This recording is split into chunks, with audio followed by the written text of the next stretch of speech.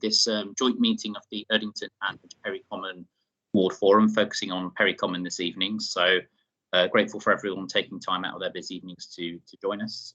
My name's Councillor Moore. I'm a councillor for Erdington and chairing tonight's meeting. With us we have Councillor Oldham, who's also a councillor Erdington. We've got a few more members of the public joining us now. We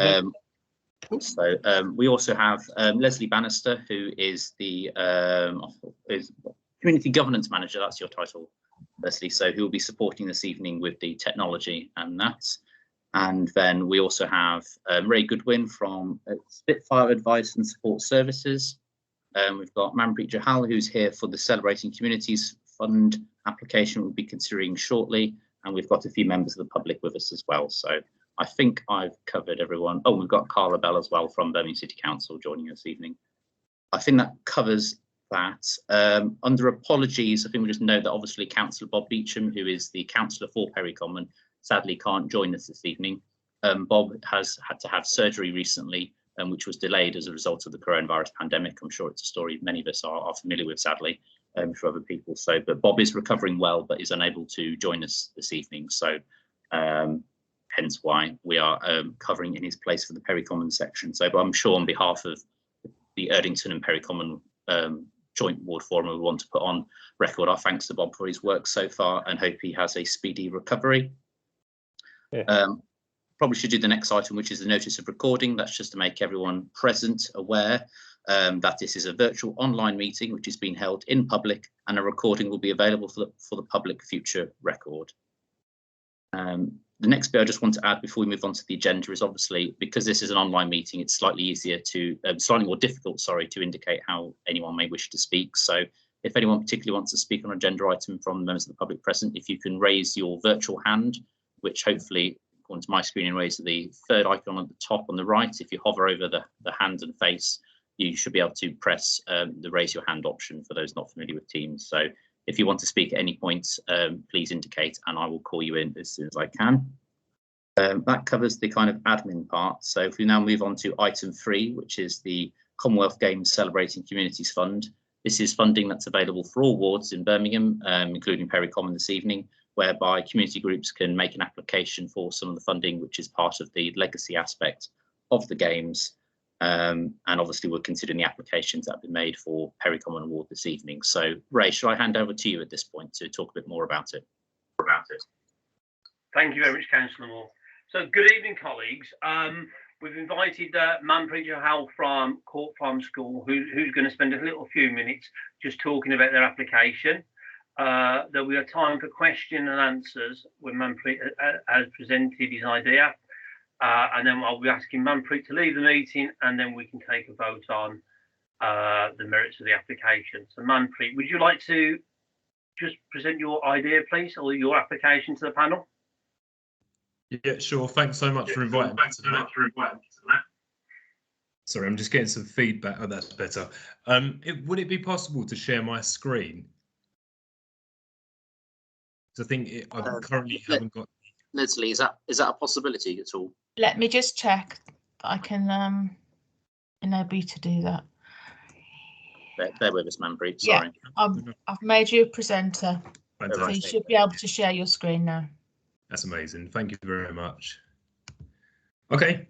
Hopefully you'll be able to see the PowerPoint. Yeah. Yeah, great. Okay, I'm a teacher at Court Farm Primary School, a primary teacher. I moved to Birmingham 2 years ago, and since moving up there, I think one of the key things that's just grabbed me is just how much we love sport. Aston Villa being a big football team has nearly swayed my decision of a football team, but just generally, like, everyone is so enthusiastic about sport, particularly with the opening of leisure centres and the Commonwealth Games coming up, and being a PE subject leader at my school is something that I'm just so keen to get the children involved in, just purely because we could have the next big star. What always starts as a really humble beginning can turn into a really successful career in sport, and we only have to look at just the recent Tokyo 2020 games with Galal Yafai, the boxer, being from Birmingham as well, just another inspirational athlete for our children at our school. So currently, this is our playground, and this is quite a dated photo as well. So we no longer have the train that runs on the left-hand side.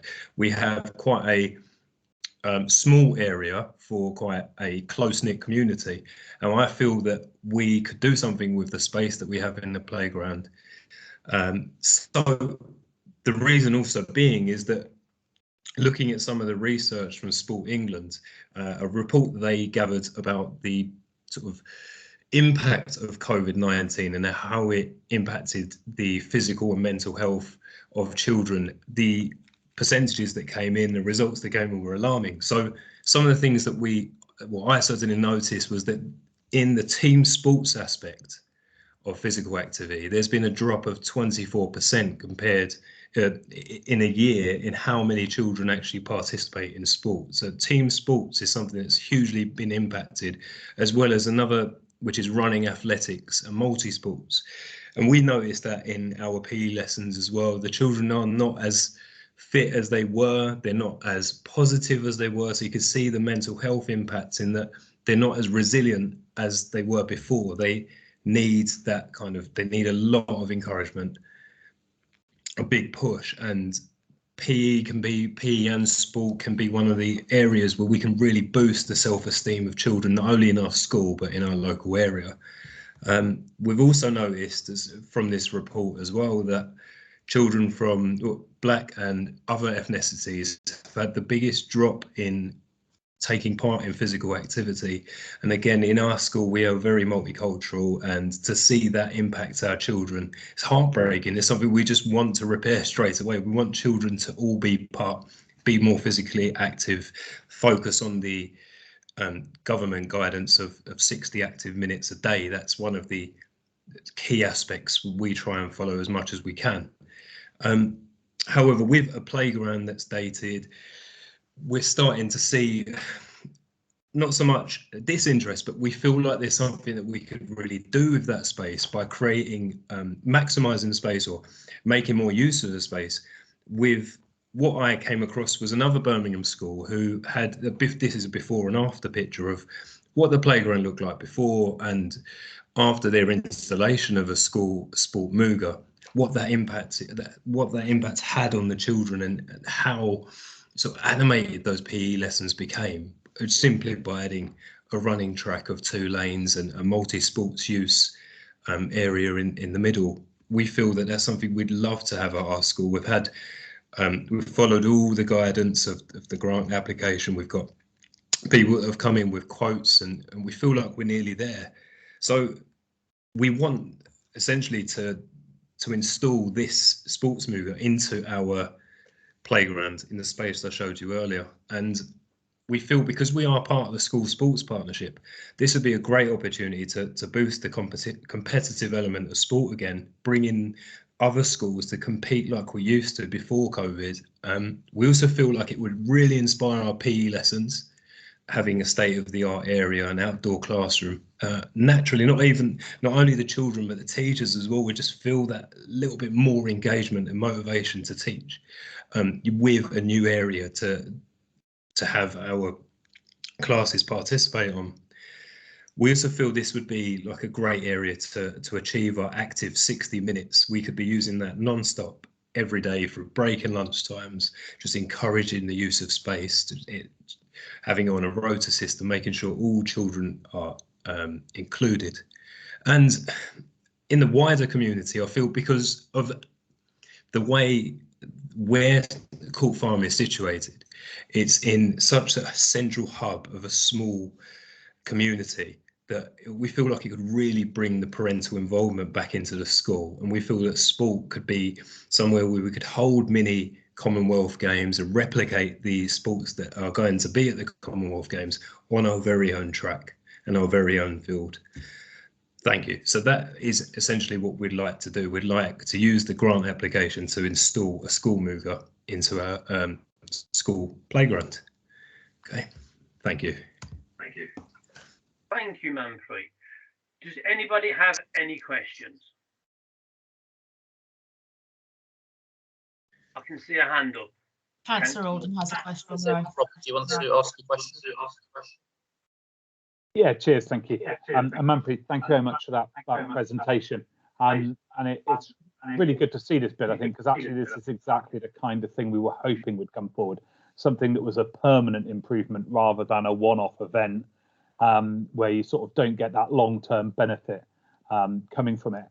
You didn't touch on, and I appreciate I know this because I've visited the school a number of times, but for those who are listening, you didn't touch on how many kids the school have and so how many people would benefit from this. So if you could perhaps just talk about that a bit. One of the big advantages of our school is that we have 280 children, so we have one year group per one class per year group. So a very, very small school in that sense that within a week I knew everyone's names, and that it just feels that having that is such an easy way to transfer the use of that playground so everyone has their turn. Yeah, so hopefully that answers your question. Thank you. Are there any other questions from colleagues? No? I'm not seeing any questions at my end, so I assume everyone present is content with the application as such. So I know the application for this funding, it's a multi-ward bid seeking 5,000 from Perry Common and 5,000 from Erdington. So given that we've only got the one application for the Perry Common funding, and myself and Robert have discussed this with Bob previously, I'd like to propose that we allocate 10,000 from Perry Common so that Court Farm Primary School receives the full amount that they've asked for. There are a number of other bids for the Erdington funding which Perry Common hasn't attracted. So I hope, unless anyone has any objections to that, I think that's a way forward that Court Farm will receive the funding that it needs to deliver the project, but also as a free up Erdington's funding to fund some of the other bids that have been received. Robert, you've got your hand up. Yeah, thank you. I just on that, I think it's worth adding as well that actually still leaves money in the Perry Common pot as well. So it doesn't prevent future bids coming in for the second round, because obviously I think it's, Ray will correct me, but it's about 17,000 the ward has, is it? Yes. So the 17,000 for the ward. So it would still leave a decent chunk available for people to be able to bid into as part of the second round. It would indeed. Thank you. Yes, that's right. Yes, it's probably worth pointing out, Robert, that yes, that isn't the full allocation for Perry Common allocated. Then there is sufficient funding left over for further bids should any organisations wish to apply as part of the second round, which I'm pretty sure Ray's live at the moment, isn't it? It is. It's live now, and it ends in about 3.5, 4 weeks' time, I believe. Okay. No, that's fine. All right, thank you for that. So, unless anyone's got any questions, Gareth, we're right in saying that the Friends of Short Heath application is still in discussion to the council or going to be reopened. So I think that's one we're hoping will come through, isn't it? Well, as far as I'm aware, well, we need to get an application in, but I think that's probably best discussed outside of this meeting. So I think the next closing date, sorry to interrupt, is the 30th of November. Right, okay. Well, there's plenty of time to finalise all that then. So so unless anyone's got any questions or objections to that, I'd like to propose that we allocate £10,000 to approve the bid from Court Farm Primary School. Councillors, can we ask Manpreet to leave the meeting at this point? Oh, yes, so sorry. I don't get into trouble with the Neighbourhood Development Support Unit for getting the process wrong. Right, okay, yeah, sorry. As this is a council meeting, we have to follow procedure. So I'll hand back to you at this point, Ray. Sorry. No. Manpreet, thank you for coming, and I will be writing to you tomorrow. That's great. Thanks so much. Thank you, everyone. Appreciate your time. Thank you.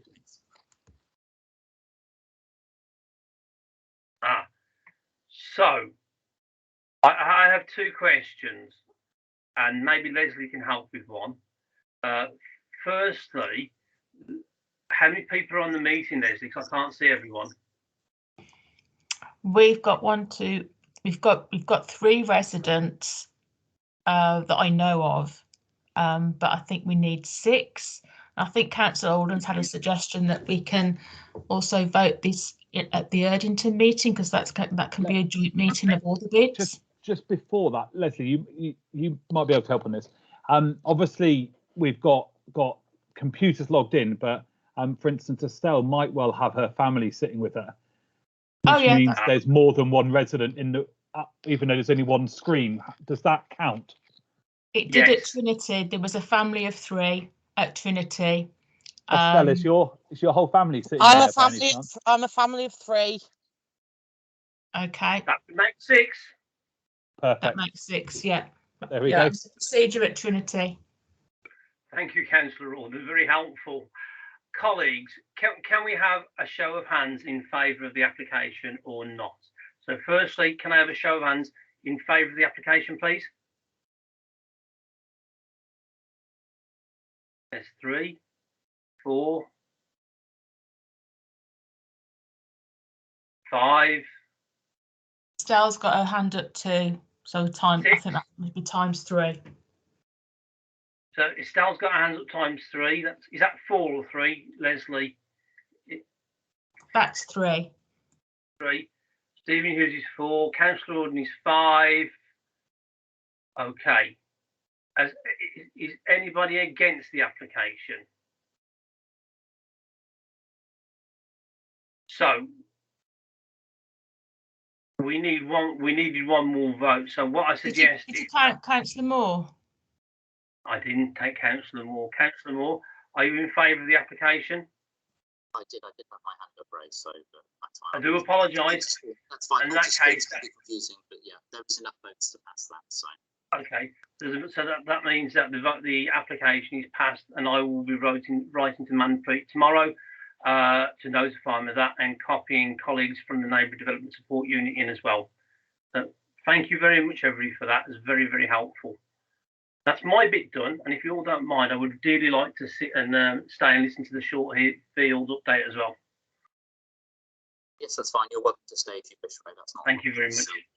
Thank you. Right. So that concludes item 3, which is the Settlement Communities Fund. So seems a bit bureaucratic. I appreciate that it has to be done, as it's important we get the funding allocated, and hopefully we can allocate the remaining funding for Perry Common in due course. So that moves us on to item 4, which is the Short Heath Plainfield update.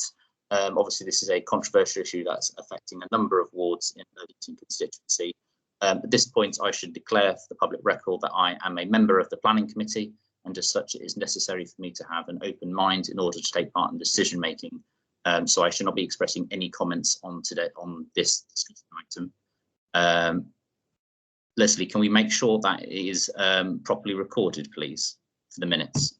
Yes, we'll do. Yeah, recorded that. Just to avoid any issues with that. So, so we did invite Terry Webb along this evening to try and provide a presentation to update the public as to what the proposals are in terms of the Short Heath Plainfields. Sadly, Terry was unable to join us this evening, but he has provided a briefing on the update. So I suspect the members of the public will be familiar with this issue already. So, but he has provided me with an update, which I will now briefly read out to those present. So Terry has said that the background to the application is the site is known as Short Heath Plainfields and is a former unattached playing-fields for local schools, but has not been used as a school playing field for over 10 years and was declared a surplus to requirements by the Education Directorate some years ago and subsequently left unused by Birmingham City Council. Education offered the site for sale on the open market, and during this period, members of the local community formed a group with the aim of saving the site from development and retaining it as a community facility.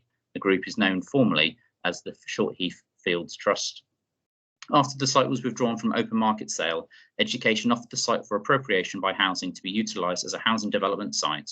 The appropriation was formally approved at a cabinet meeting in 2019 and subsequently transferred to the housing revenue account.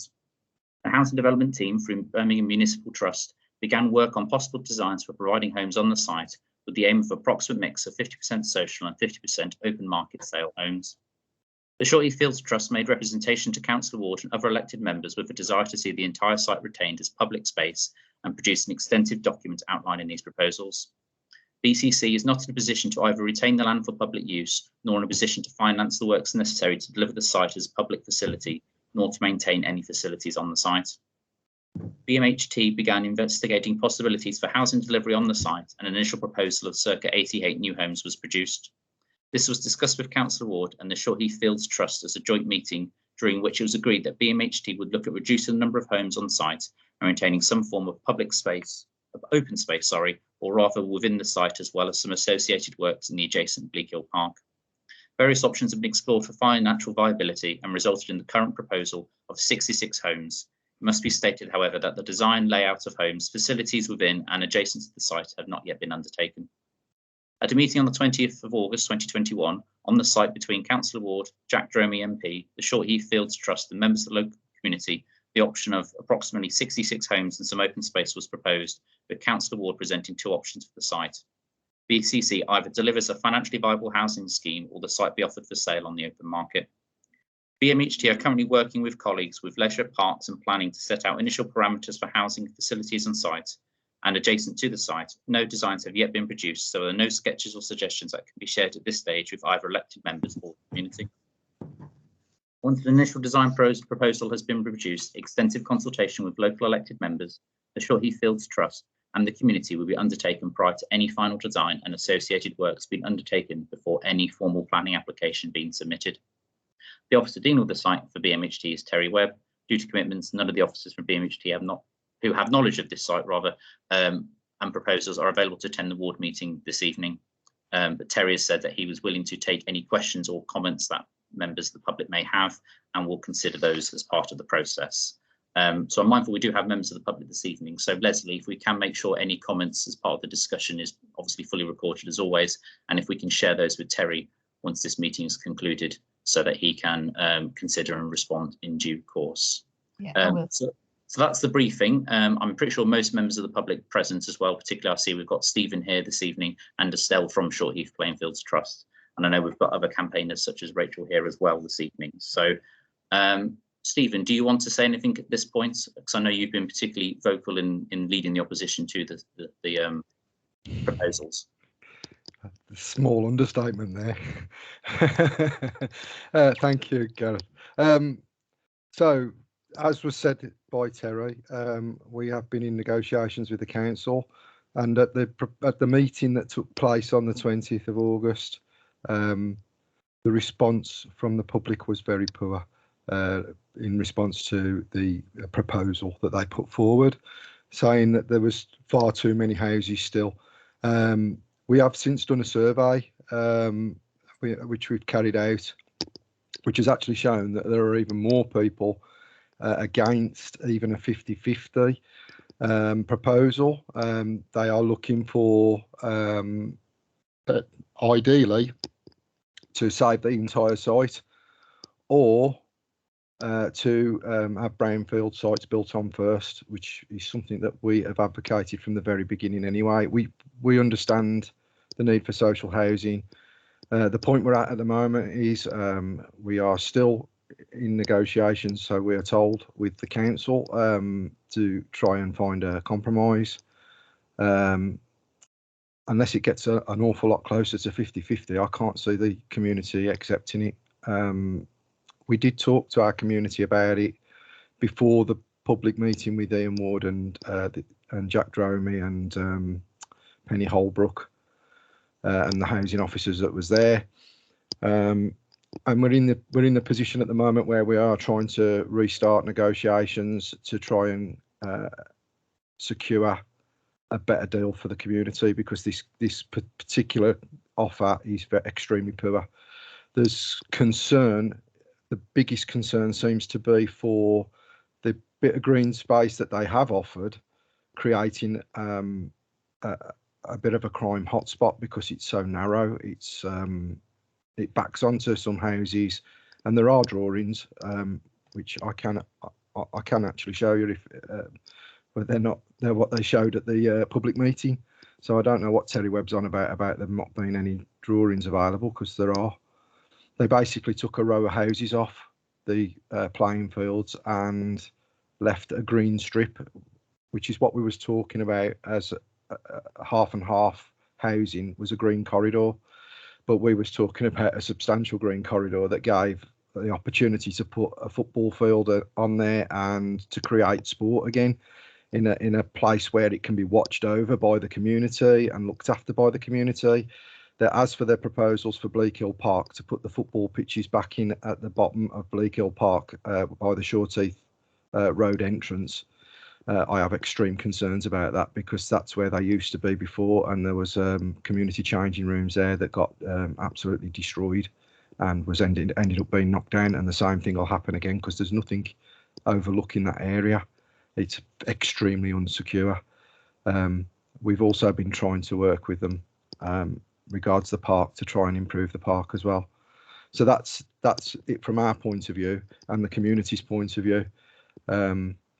So it's at the moment it's a stalemate because the community can't accept what's being offered.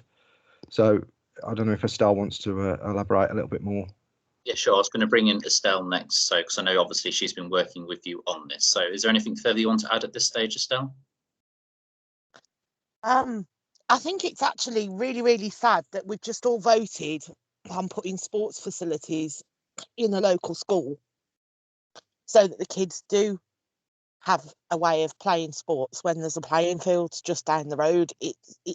I would never not vote for Court Farm School. I went to Court Farm School and I'm a big advocate for Court Farm School. But it's very, very sad that we've just had to vote for sports facilities to go into a school that used to use the playing fields and now can't or won't. It's very, very sad. To a man, when we surveyed the public, not one person agreed to the council's proposal. Not one at all.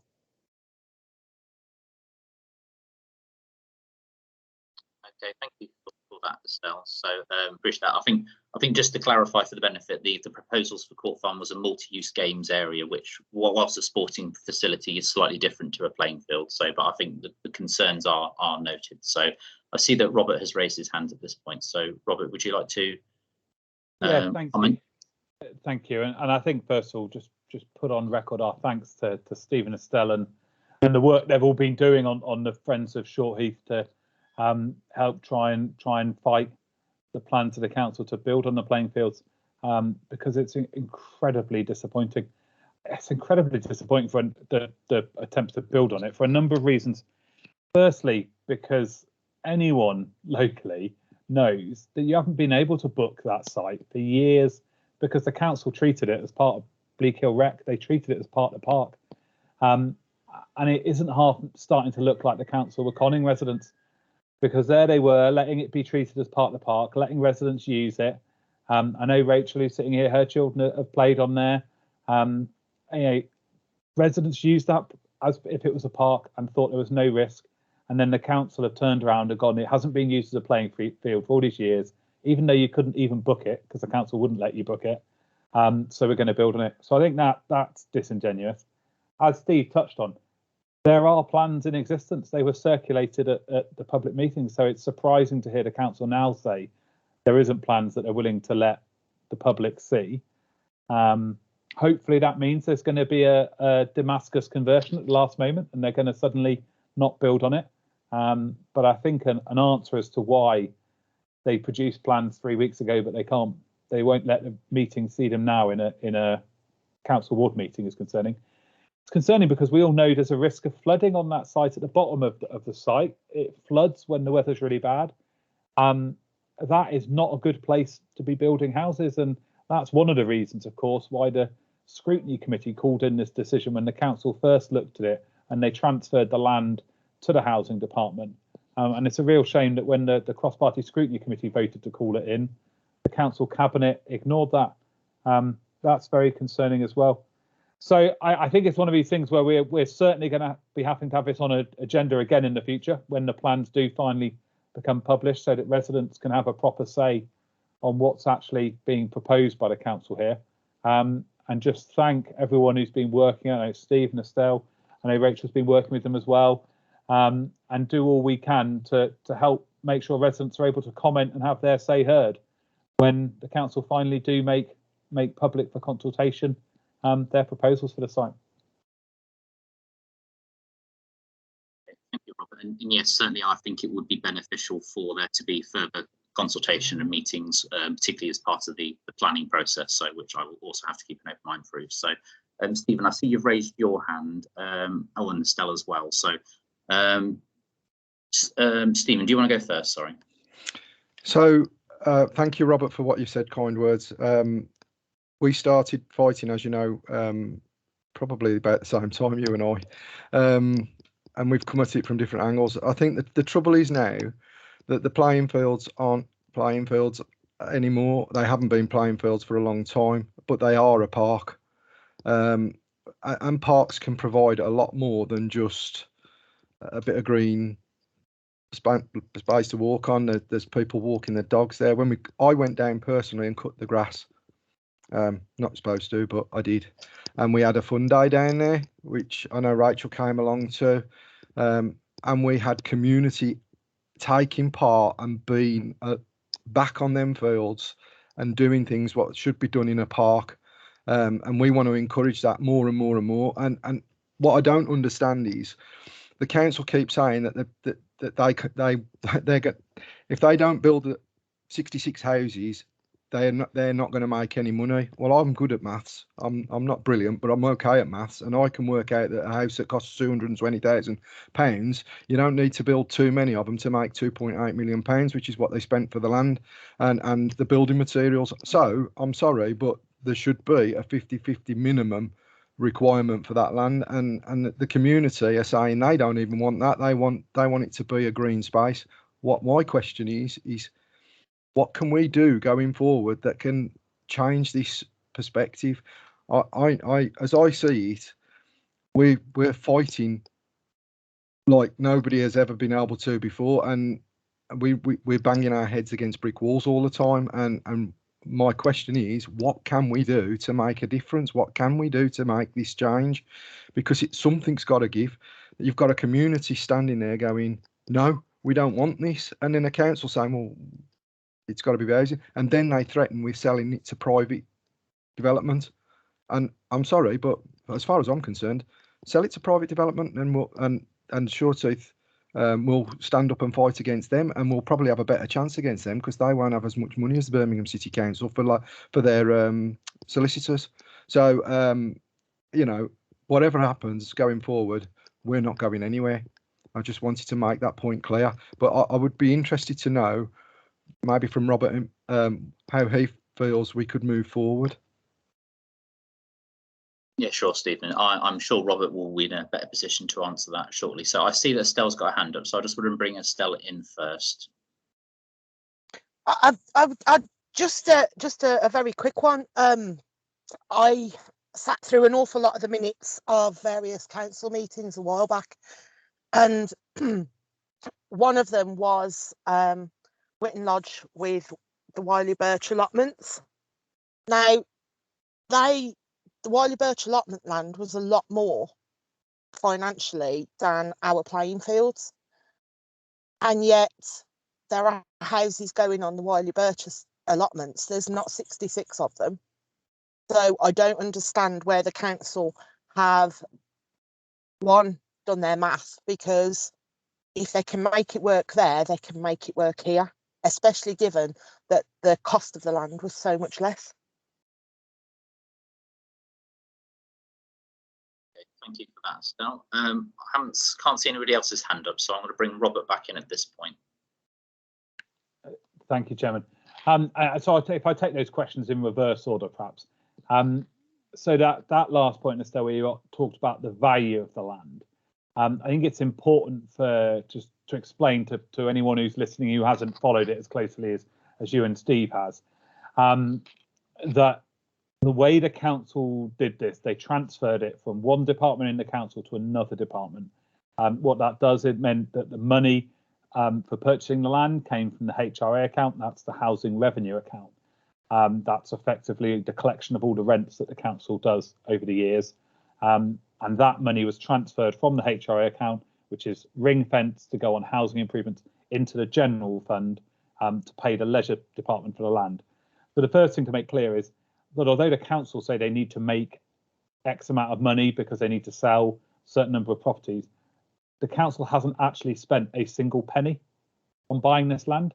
They've transferred money from one department of the council to another department of the council. So if the council doesn't build any houses, it has lost £0 because it hasn't actually spent a penny.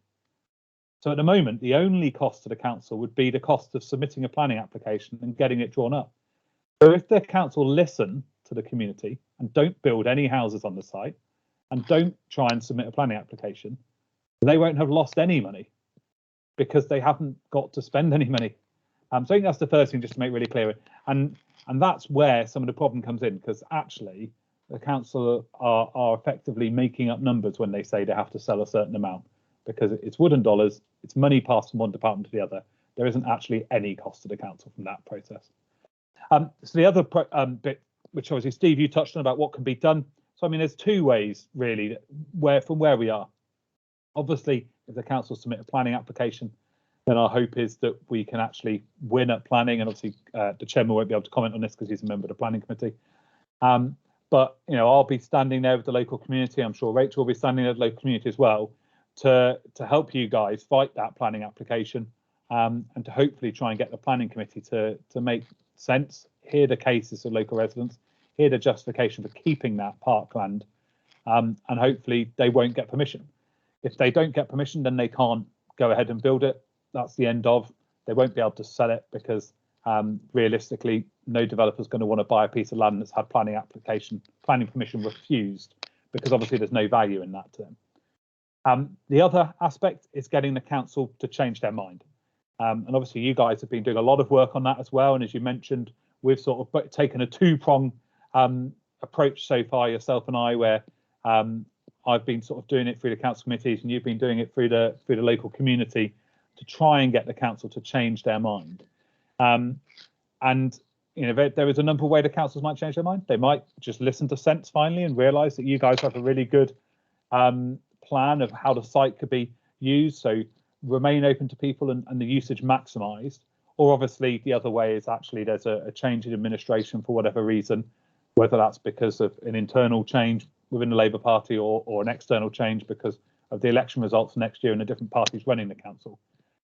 Either of those outcomes would again allow that change to happen. And of course, the benefit of the council changing its mind is even if it's got planning permission, it would still be possible to change that mind.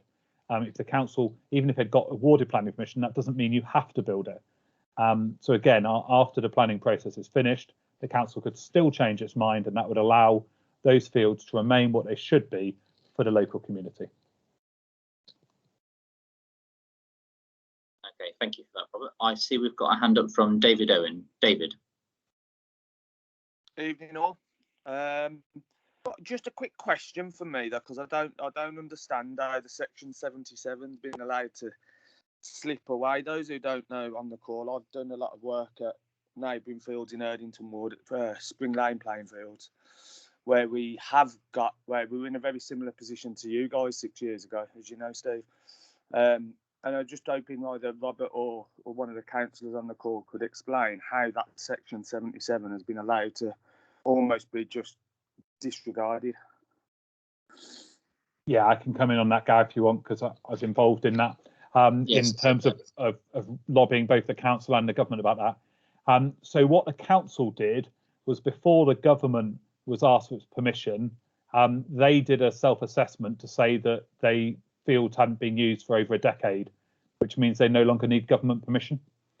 And that was how the council justified it effectively. This is where I think Steve and I were coming from earlier, where we were talking about the fact that they didn't let people book it. And it's that really makes the community feel really quite cheated, because on the one hand, you couldn't book the fields, but you were told it was okay, it's a parkland. And on the other hand, now we were told, oh no, it was always a playing field. And now we're going to build on it because you didn't book it. Yeah, well, that was the first thing we faced. Councillor Alden was I had to pay £1,800 to get pitches marked that I could then pay to rent. That's it. And obviously, and you guys have done a great job. I mean, it was good to see the other week when we were down at Spring Lanes. And I guess the difference is that the period, I think it was only 2 years before you guys were able to come in and book those pitches through, as you say, getting them marked up. Whereas at Short Heath, obviously, after having been told, well, possibly 15, 20 years ago, that you couldn't book it, people just used it as a park, because frankly, if you look at Short Heath playing fields, there's nothing dividing it from the rest of the site. It's got exactly the same fence as Bleak Hill Recreation Ground. It looks and feels like it's part of the park, and it was only when they came forward with this proposal that anyone discovered the council was apparently considering it anything else than part of the park. So just to be clear though, Robert, there's never been a Secretary of State for Education that's signed off saying that it's past the 77. No, not from the answers we were given by the council. Okay, all right, fine, thank you. Just for the benefit of the public who may be familiar with Section 77, that's a requirement that a local authority has to seek the permission from the Secretary of State for Education before any application for playing field disposal can be considered. So there's a consultation process which is outside of planning, and obviously, as Robert was best placed to answer that question, which he has done. I'm not seeing any of your hands up at this point, so I'll just do one more call, see if there's anyone's got any questions or comments they wish to make at this point. If not, we'll move on. No, okay. So Leslie, so as I said earlier, if we can, I'm sure you've made some detailed notes of those questions that were asked, and obviously this is recorded as well. So if we can just make sure that those are all taken down and shared with Terry at some point this week, please, so that those comments can be considered. And hopefully he'll be able to attend a future meeting once we reach the planning stage in this saga. Yeah, will do. Okay, thank you, Leslie. So moving on, so it's just final item now, which is any urgent business. Is there any other issues or items that any of those present would like to raise at this point? If so, just please raise your virtual hand. I'm not seeing anything, so I assume that there's nothing particularly burning that anybody wishes to raise. Obviously, feel free to email or call us outside of the meeting if there is anything anybody wishes to raise. So on that basis, then, I'd just like to thank everyone for their participation this evening. It's been much appreciated taking the time out to be present this evening and to discuss the items, and obviously and to sort out the Celebrating Communities Fund applications for Perry Common. So at that point, I'll close the meeting and thank everyone, and I wish you an enjoyable rest of your evening. Cheers, everyone. Thank you very much.